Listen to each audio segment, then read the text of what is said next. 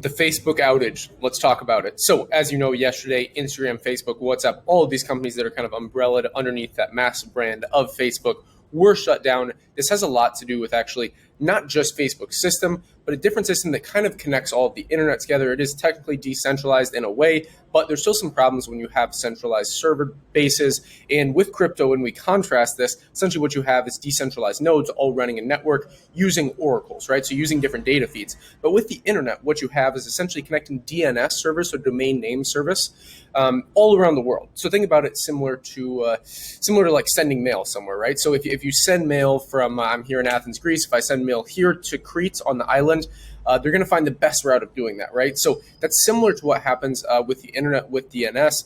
And this is kind of an older system, right? In my opinion, this should be updated. Crypto solves a lot of this with the kind of decentralized web or Web3.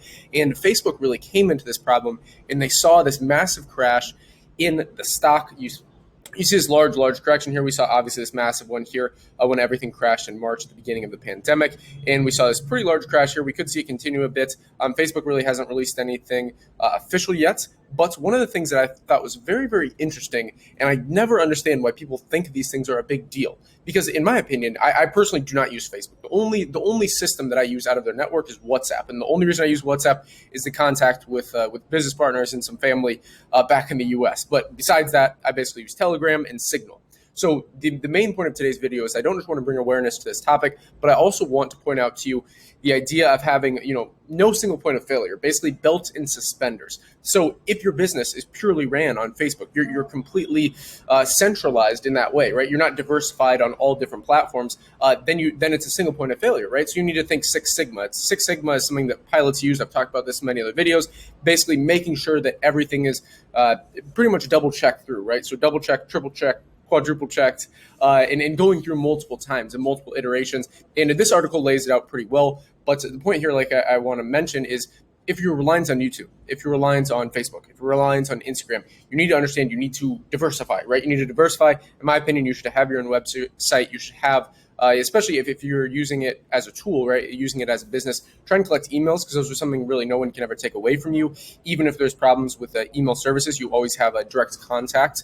There's other ways to go about doing it. But if you're fully reliant on Facebook, you're fully reliant on Instagram, that's the single point of failure. And that's what you really need to identify.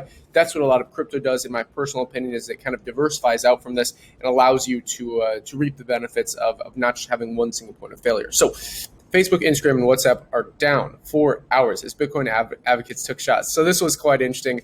Like I said, the only reason I even realized this was because last night here in Athens, obviously if you're watching this in the US, time zone's a little bit different, but I realized that WhatsApp wasn't working. I had a call plan with actually someone in India talking about Albanian real estate, and we weren't able to do it, so we decided to use Telegram. So these are why having second effects or second kind of backdoors that you could go to if one thing is down, because you really should expect this. It's very, very similar to when people, intersubjective reality. So everybody believes in one system, like the banks, for example. When there are runs on the banks, it's a big pain point because people rely on these systems. People are like, oh, my money's safe here, right? So in my opinion, over the next couple of years, we're going to see many more scenarios like this where it's kind of like digital runs on the bank. So people are going to either go, hey, we're sick of this, we're moving to something else, because that is one thing that I was talking about. The interesting, I think it was 60 Minutes, the whistleblower came on and basically said that, hey, Facebook is doing all these things that I think, again, are pretty obvious. It's a free platform. How they monetize a free platform is through,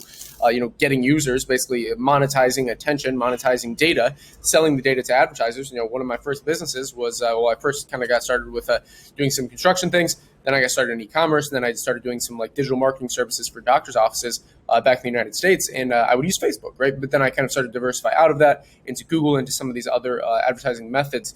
And with Facebook, it's a really, really good system. I'm not going to lie, but it's really because they have this mass network effect, right? They have close to 3 billion people. It's around 2.8 billion, I think is the exact number of users. But with this, you have to take in many other things into account, right? So I personally don't think this is the end of Facebook at all. I think Facebook is a massive threat to countries. Seriously, a massive threat to countries. Because think about it. If Facebook really did roll out a digital currency and it was accepted on Instagram, Facebook, it was accepted on WhatsApp, it was accepted on all, Oculus, for example, their VR, and we started moving into things like the metaverse. Well, guess what? They have doubled the population of the largest country in the world, China, and yet they have no physical location, right? So they have no really jurisdiction. So in my opinion, if Facebook does this, if they roll out some sort of currency and to really start going on like Web3 and don't have some of these issues that you have again with like this, how kind of the internet works in that analogy that I used with the postal system, we could see a lot of changes happening right around the world. And I think this is a massive threat to countries. I don't think it'll necessarily come very fast, but originally they were going to call it Libra. Now I think they've changed it a bit.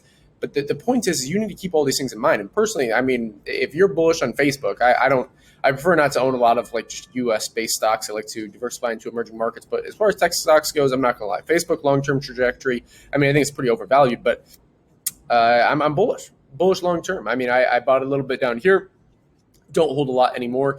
But if you're looking at buying some on the pullback, just pull out some Fibonacci retracements. I have videos on that. I have a series on the channel called Global TA, Global Technical Analysis, that goes over everything if you're interested in understanding a technical analysis, understanding charts, how to trade things. So that's completely for free. It's a playlist here on YouTube. It's down below in the description. Along with that, I had a video yesterday on China, kind of global debt trap, how it affects Africa, how it affects emerging market countries, the New Silk Road, and Evergrande. So that's the video. That'll also be linked down below in the description. But to continue on with this, I just wanted to point these things out and remind you guys of that. I'll talk about this Bloomberg article, and here's what triggered this. And again, it is a bit strange that this did happen, but in my opinion, it seems a little bit like a coincidence. Some people can point to, it's like some conspiracy where this whistleblower came in and there's these issues. But again, the whistleblower didn't say anything that we didn't already know. Basically, what she said is, hey, they have teams of neurologists. They make more money when you spend more time on Facebook, which is obvious. That's why I don't use Facebook. I don't really use Instagram. I mean, if I use them, maybe it's like once every 3 months. Personally, like I have like an Instagram account that I haven't even checked in like a long time for Invest Global, the channel that I started when I was in Slovenia.